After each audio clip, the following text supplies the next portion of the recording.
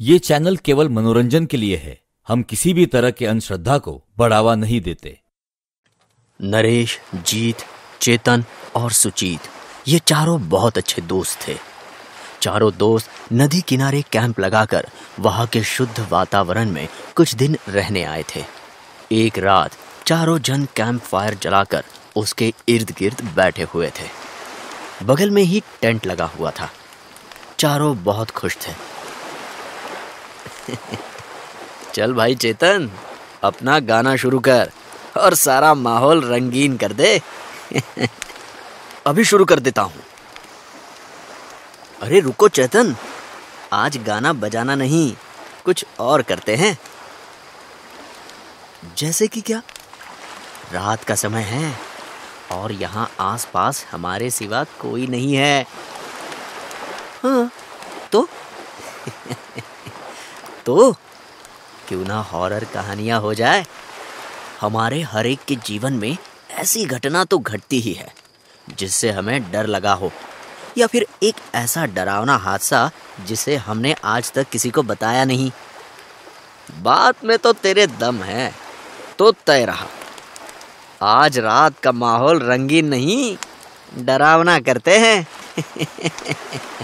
ठीक है भाई, ठीक है। तो बताओ, पहले शुरू कौन करेगा? अब जिसने आइडिया दी है वही शुरू करेगा। नरेश बड़ी, शुरू कर अपना किस्सा। चलो भाई ठीक है, तो मैं ही शुरू कर देता हूँ। नरेश एक कहानी सुनाने लगा। बाकी सब ध्यान से उसे सुनने लगे। दोस्तों, आज मैं जो हादसा तुम्हें बताने जा रहा हूँ वो मैंने आज तक किसी को नहीं बताया, यहाँ तक कि मेरे घर वालों को भी नहीं। और तुम तीनों भी इस हादसे के बारे में किसी को कुछ नहीं बताओगे। वादा करते हो? हाँ, हम वादा करते हैं। हाँ, हम वादा करते हैं। हाँ। तो सुनो, ये 1 साल पहले की बात है। मैं जमीन के काम से अपने गांव गया था। पापा के गुजर जाने के बाद मुझे ही ये सब देखना पड़ता था। गांव में हमारा बहुत बड़ा आलीशान घर है। मैं वही रहा था। वो ये कि हमारा घर और बाकी बचे गांव के बीच एक नदी थी। अगर किसी भी गांव वाले को हमारे घर आना होता तो उसे उस नदी को पार करके ही आना पड़ता। और वही बात हमारे लिए भी थी, क्योंकि और दूसरा कोई रास्ता ही नहीं था। नदी पर कोई पुल नहीं था, इसलिए गांव वाले भी ज्यादा हमारे घर की ओर आते नहीं थे। हफ्ते में कोई एक आदमी ही आता था, वो भी जब पापा थे तब। पापा के जाने के बाद तो जैसे हमारा घर गांव का हिस्सा ही नहीं रहा। महीनों तक हमारे घर के आसपास भी कोई भटकता नहीं था। बस वहां पापा का एक वफादार नौकर था, दादू, जो घर की देखभाल करने के लिए रहता था। मैं भी बहुत सालों के बाद गांव गया था। घर की हालत ठीक ही थी, क्योंकि दादू वक्त से घर साफ सफाई करता था। मैं पापा के कमरे में रुका था। वहां से वो नदी और वो नाव साफ नजर आते थे। दादू बहुत ही चुप चुप रहता था। पहले मुझे लगा कि उसे पापा के जाने का दुख होगा, पर बाद में पता चला कि उसका स्वभाव ही शांत था। एक रात मैं अपने कमरे में बैठकर किताब पढ़ रहा था। जमीन का काम जल्दी नहीं हो रहा था, इसलिए मुझे बहुत दिनों तक वहां रुकना पड़ा था। मैं जब पढ़ रहा था तभी वहां दादू आया और सिर झुकाए खड़ा रहा। मैंने उससे पूछा, क्या हुआ? तुम्हें कुछ चाहिए? दादू ने बिना सिर उठाए बड़ी ही शांति से कहा, मैं सोने जा रहा हूं, आपको कुछ चाहिए तो नहीं? नहीं, मुझे कुछ नहीं चाहिए, तुम सो जाओ। मैंने उसे ऐसा कह दिया। मेरा इतना कहते ही वो बिना कुछ कहे सिर झुकाए वहां से चला गया। कभी कभी पता नहीं क्यों मुझे उसके इस स्वभाव से बड़ी ही चिढ़ आती थी।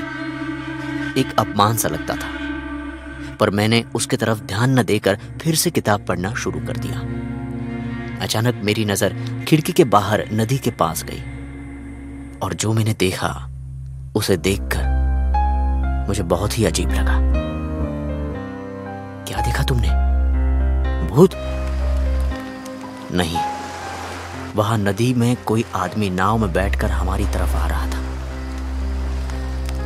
तो इसमें अजीब क्या है? कोई तुमसे मिलने आया होगा, सिंपल। नहीं, मैं उसी आदमी को देखता रहा, पर रात के अंधेरे में उसका चेहरा ठीक से कहीं नजर नहीं आया। थोड़ी देर में वो नदी के इस किनारे आ पहुंचा। मैं दरवाजे के खटखटाने का इंतजार कर रहा। बहुत देर हो गई, पर किसी ने भी दरवाजा नहीं खटखटाया। मैंने सोचा कि ये शायद मेरा वहम है, और मैं किताब बंद करके सो गया। मैं गलत था, क्योंकि अगली रात को भी मैंने उसी आदमी को नदी में नाव के साथ देखा। और तुम्हें कैसे पता चला कि वो वही आदमी है जो कल तुम्हें दिखा था? उसके कपड़ों से। उसने ऊपर बनियान और नीचे एक पैंट पहनी हुई थी। मैंने झट से उसे पहचान लिया। अच्छा भाई नरेश, फिर आगे क्या हुआ? उसका चेहरा देखा तुमने? नहीं यार, अंधेरे की वजह से देख नहीं पाया, पर उस रात को वो नाव नदी के बीचों बीच रुकी हुई थी और वो आदमी नाव में शांत खड़ा था। पल भर के लिए मुझे ऐसा लगा कि वो मेरी ही तरफ देख रहा है। मैं तुरंत अपने कमरे से भागा और दरवाजा खोलकर नदी की तरफ जाने लगा। मैं जब दरवाजे से बाहर जा रहा था तब दादू वही खड़ा था, और उसने मेरे अचानक भागने के बारे में कुछ भी नहीं पूछा। भागते भागते मैं नदी के किनारे पर आ पहुंचा, और मैंने नदी में देखा तो मुझे मेरी आंखों पर विश्वास ही नहीं हुआ। क्यों? क्या हुआ? कौन था वो आदमी? वहां नदी में कोई भी नहीं था, और वो नाव भी इस किनारे से बंधी हुई शांत खड़ी थी। पानी की सतह भी बिल्कुल शांत थी। मैंने सोचा, ये कैसे हो सकता है? कोई भी इंसान इतने कम समय में नदी के बीच से नाव में बाहर नहीं आ सकता, क्योंकि नदी का आकार काफी मोटा था, और अगर आ भी जाए तो ऐसे गायब नहीं हो सकता। मैं परेशान होकर घर में आ गया। मुझे थोड़ा डर लगा, और उसकी वजह से थोड़ा गुस्सा भी आ रहा था। घर के अंदर आते ही देखा कि दादू अब भी वही खड़ा था। जैसे ही मैं आया, उसने अपना सिर झुकाया। मैं गुस्से से उसकी तरफ गया और कहा, देखो, ये मुझे देखकर बार बार सिर झुकाने की जरूरत नहीं है। तुम उम्र में बड़े हो, समझे? तो दादू ने अपने शांत स्वर में कहा, ठीक है मालिक, और वहां से जाने लगा। मैंने उसे रोका और उस आदमी के बारे में पूछना शुरू कर दिया। दादू रुको, मुझे बताओ, क्या कल रात को कोई मुझसे मिलने आया था मेरे सो जाने के बाद? नहीं मालिक, पूरी रात भर कोई नहीं आया, दादू ने जवाब दिया। और अभी जब मैं बाहर भाग कर गया था तब यहां कोई आया था? बनियान और पैंट पहना हुआ कोई आया था कि नहीं? मुझे जवाब दो। नहीं मालिक, आपके जाने के बाद से मैं यही खड़ा हूं, कोई आदमी नहीं आया। दादू का वो जवाब सुनकर मुझे और गुस्सा आने लगा, और मैंने गुस्से में उसे डांटना शुरू कर दिया। ऐसे कैसे हो सकता है? मैंने कल भी उस आदमी को देखा, और आज भी वो आदमी नदी से गायब हो गया है। मैंने किसी को नहीं देखा मालिक। तो तुम कहना चाहते हो कि मैं पागल हूं? सब समझता हूं, मैं सब समझता हूं। ये शायद तुम्हारी कोई साजिश है। मुझे पागल बनाकर ये घर हथियाना चाहते हो, पर मैं ऐसा होने नहीं दूंगा, समझ लो। मैं उस पर बहुत चिल्लाया और कमरे में जाकर सो गया। अगली सुबह मैं जल्दी ही गांव में जमीन के काम से निकल गया था। दिन भर कचेरियों में धक्के खाने के बाद शाम तक मेरा काम पूरा हो गया। मुझे घर आते आते रात हो गई। दादू ने खाना तैयार कर रखा था, और वो खुद घर के पीछे लकड़ियां तोड़ रहा था। उस दिन मैं बहुत थक गया था, इसलिए खाना खाने के बाद मेरे पापा ने अपने लिए लाई हुई शराब मैंने निकाली और उसे पीना शुरू कर दिया। उस रात को बहुत गर्मी हो रही थी और ऊपर से दादू बहुत जोर से लकड़ियां तोड़ रहा था। उसकी आवाज मेरे कानों को तकलीफ दे रही थी। गर्मी की वजह से मैंने शर्ट उतारी और एक बोतल शराब खत्म कर दी। तोड़ने की आवाज अब भी आ रही थी। मैं गुस्से में नीचे जाने के लिए उठा, पर अचानक मेरी नजर खिड़की के बाहर नदी पर पड़ी। नदी में वही आदमी था।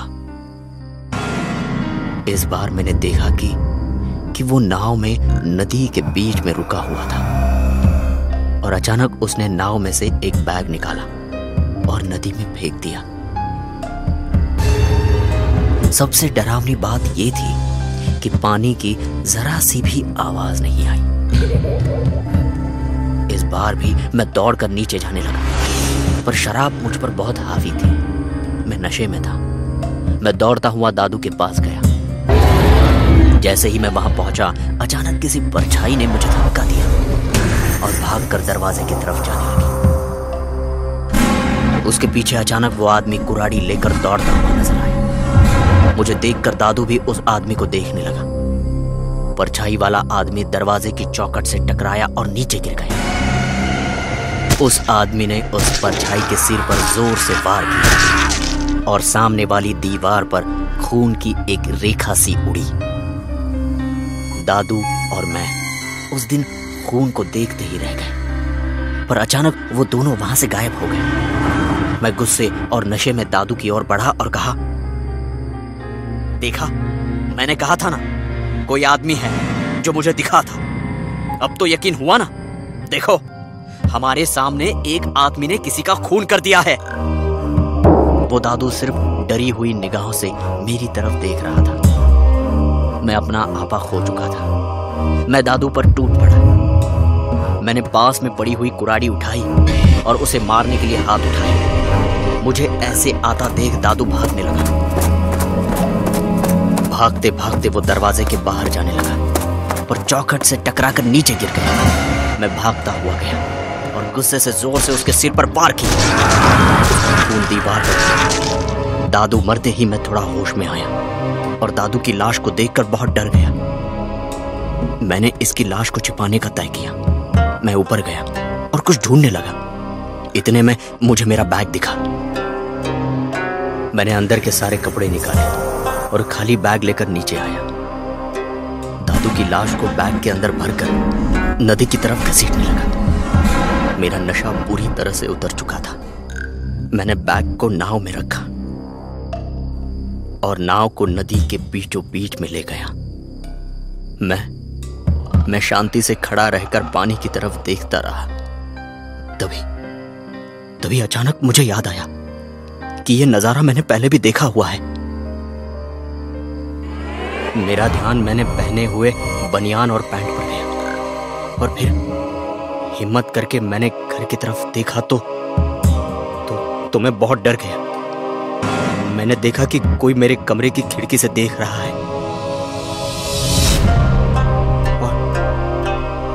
और मुझे कुछ समझ में ही नहीं आया। मैंने जल्दी से उस बैग को उठाया और नदी में फेंक दिया। लाश को फेंकने के बाद मैं जल्दी से किनारे पर आ गया, पर घर के अंदर जाने की मेरी हिम्मत नहीं हुई। इसीलिए रात बाहर गुजारने के बाद मैं सुबह वापस आ गया। जीत, चेतन और सुजीत डरी हुई निगाहों से नरेश की तरफ देख रहे थे। थोड़ी देर बाद जीत ने कहा, मतलब तुमने खुद को देखा था?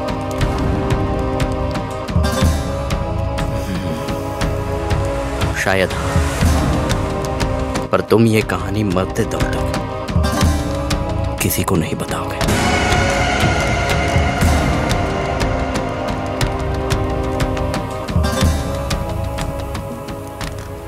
यदि आप हमारे चैनल पे नए हो तो चैनल को सब्सक्राइब करना ना भूलें और बेल आइकन पे क्लिक करें ताकि हमारे सारे न्यू स्टोरीज आप सबसे पहले देख सकें।